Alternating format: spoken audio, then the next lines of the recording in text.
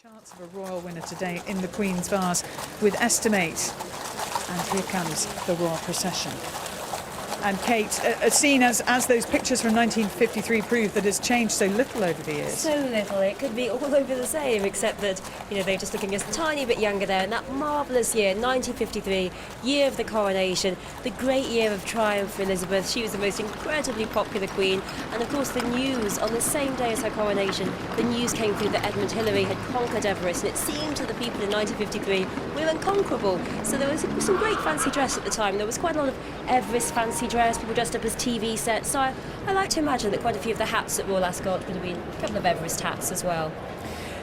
And the Queen, as we can see there, wearing a heather wool crepe dress with matching coat and hat, all of those by Angela Kelly, and joined in the first carriage by His Royal Highness the Duke of Edinburgh, and also Mr Christopher Rhys-Jones and Mr Alistair Bruce. Christopher Rhys-Jones being the father of the Countess of Wessex. Of course, and it's very interesting because often the media comment on the presence of the Middletons, but they don't often comment on the fact that the parents of Sophie Rhys-Jones are often in the procession. They're clearly very good friends of the Queen, and it's marvellous to see them there. No rain, and the Queen doesn't need she had this marvellous umbrella yesterday, didn't she? This mint umbrella. Today she doesn't need a purple umbrella. Let's cross our fingers so she can get to the end without some rain. In the second carriage we find the Queen's first cousin, Prince Michael of Kent, along with Princess Michael of Kent, Sir Michael Rake, who is chairman of BT Group, and his wife Caroline, Lady Rake. Hanging hard to their hats there. And Prince Michael's father was Prince George, Duke of Kent. Yes. So he is the Queen's cousin. So they have a very long relationship with the Queen. She is very fond of him and has a very long relationship. Princess Michael herself said he shared the same speech coach as her father, King George VI, as was shown so brilliantly in the King's speech. In the third carriage, we have on the far side there in the pale blue, that's Lady Caroline Warren, sitting opposite her husband John Warren, and closest to us Mr and Mrs Harry Legg-Burke. And Harry, a former Welsh Guards officer, now works in the city, his wife Iona. And Harry, obviously Tiggy Legg-Burke was extremely influential as Prince William and Prince Harry grew up as their nanny. Very devoted. They were really devoted to her, and of course she'll be someone that Prince William was thinking of yesterday in his 30th birthday, that great milestone. So Prince William next on his way to 31.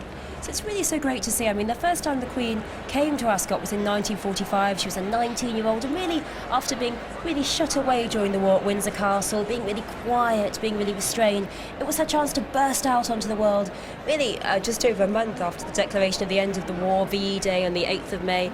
It was an incredible moment for her, and really, the war was, at the end of the war, she was in the ATS, she was working as a mechanic, driving her own car, she was becoming a new woman.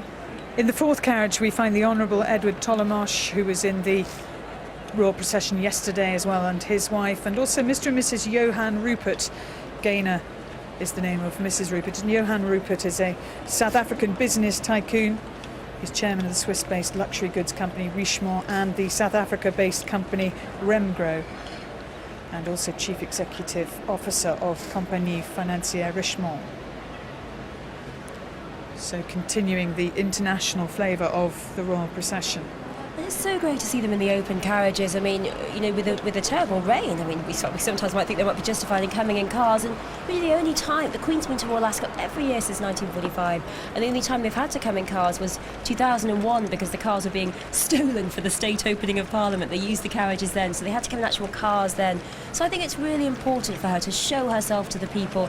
For ever since Queen Victoria, monarchs have really wanted to make sure that they're seen because they know that people come here. They want to see the Queen, they want to see the Duke of Edinburgh, they want to see what she's wearing. It's all so much fun, and it's just so terribly important to her that she is part of the procession, and we can see her, and there she is, completely shown to us. We can really see that hat and outfit looking resplendent. And I've worked out what it is that is, I think, making the Duke of Edinburgh laugh, or made him laugh yesterday.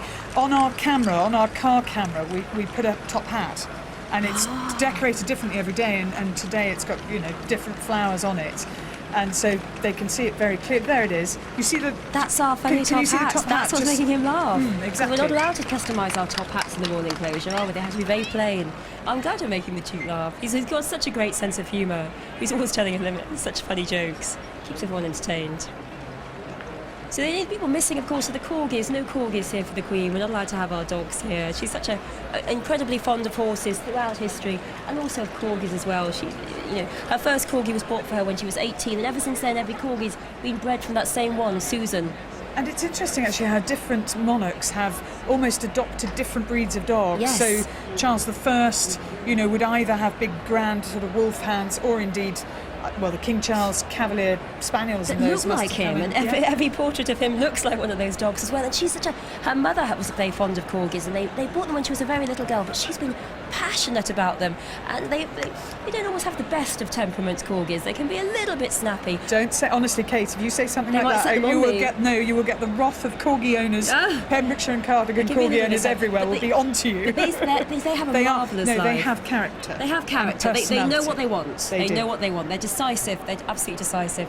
And the Queen's corgis, they have these marvellous baskets that just up it off the ground. Now, interestingly, we saw Joseph O'Brien walking the course earlier, and he and his father, Aidan, that looks like them, standing out on the course, waving to the Queen as the royal procession passes, and a fantastic spot, actually, to watch the royal procession in relative peace and quiet, get a different view of it, and see the Windsor Greys leading that first carriage.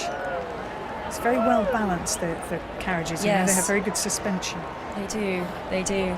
When the Queen was just a little girl, one of her favourite games with the governess was pretending either the governess would be a horse or the Queen would be a horse. And if the governess was the horse, the Queen would ride her around, put a saddle on her, and make her stop at little places saying they're pretending to be a grocer's horse, and drop off some bread, and drop off some sugar, and drop off some flour. And they could do it vice versa. She always loved pretending to be a horse, to ride a horse. So she was just absolutely a horse-mad little girl. And some little girls grow out of being horse-mad, and some never do.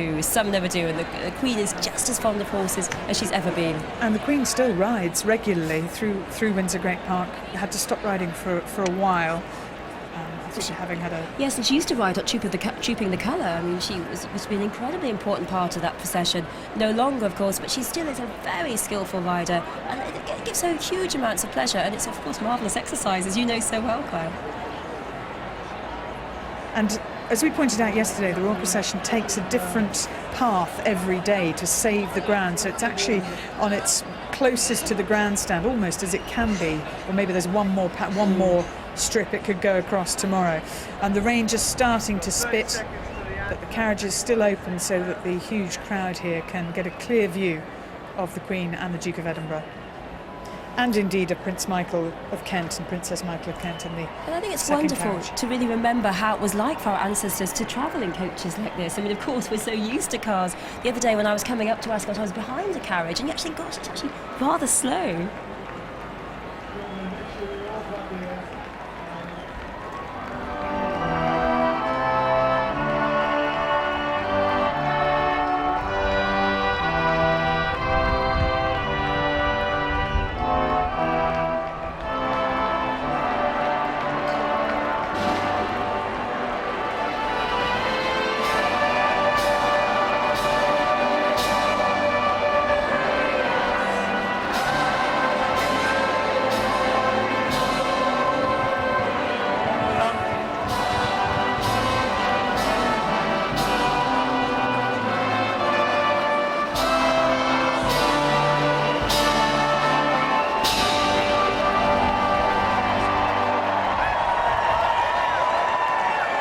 Applause rings out at the end of the national anthem. They're played by the band of the Coldstream Guards. And Ascot, obviously a very short journey for the Queen from Windsor Castle.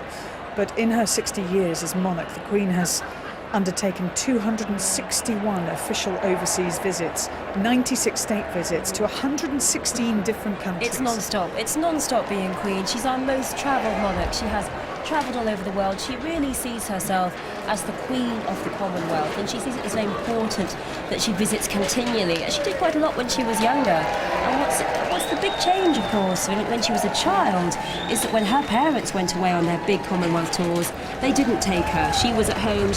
When she was a very little baby, not long after, she was very, not even one, she was there at home. But it's rather different now. Monarchs, when they go travelling, they tend to take their children with them.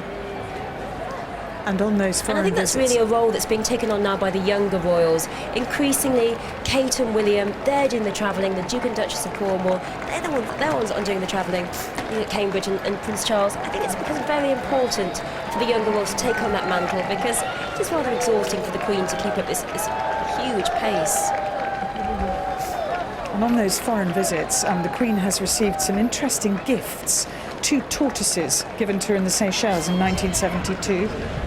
A 7-year-old bull elephant called Jumbo was given to the Queen by the President of Cameroon in 1972 to mark the Queen's silver wedding anniversary, and 2 black beavers after a royal visit to Jumbo, Canada. I'd like an elephant. How sweet. My favourite gift ever was given to her on her actual wedding. It was 2 pieces of burnt toast, which was sent to her because 2 ladies were hearing the news, and they heard the news of the engagement between Prince Philip and Princess Elizabeth. They were so excited that they burnt their toast, and they thought they'd better send it in to prove that they were excited.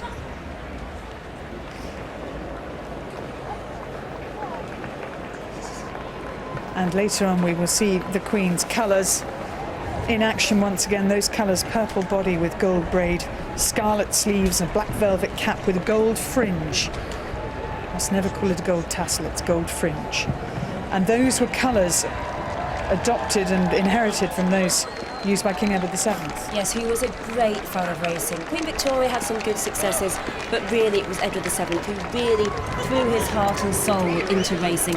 He loved it. He loved the horses, he loved the social occasion, which Queen Victoria didn't because she was in mourning for so much of her life. He just absolutely loved the celebration, the ladies in their hats, the whole look, and had some incredibly successful horses, including Diamond Jubilee, which was born in the year of the Diamond Jubilee, and ran some pretty good races. I won the Derby in 1900. Exactly.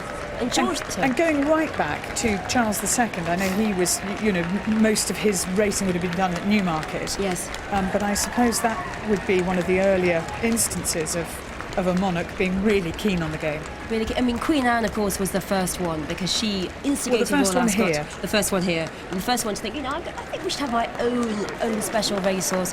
And the royal family traditionally have been great riders. Of course, riding was so important for a king or queen in the old days because that was the way you led into battle. You had to be good at horsemanship. And a very interesting question yesterday came in saying, was Elizabeth I a good rider? She was marvellous. She was a very skillful rider, and that was crucial for a king and crucial for a queen as well. Presumably Elizabeth I would have ridden side saddle? Yes, she would have done. She would have done, not as we would know it. And she was very skilled, very fast, and very successful. And so what was once a very important job for a king or queen is now something that's a bit more ceremonial. But I love the fact that our royal family is still so keen on horses. The Queen herself, her first horse was given to her. It was a Shetland pony given to her by her grandfather, George V, and she called it Peggy. Queen Victoria's first horse was called Dicky the Donkey and was pretty fast, apparently. Used to go round and round Kensington Gardens. Dicky the Donkey. Dicky the brilliant. Donkey. Speedy Dicky.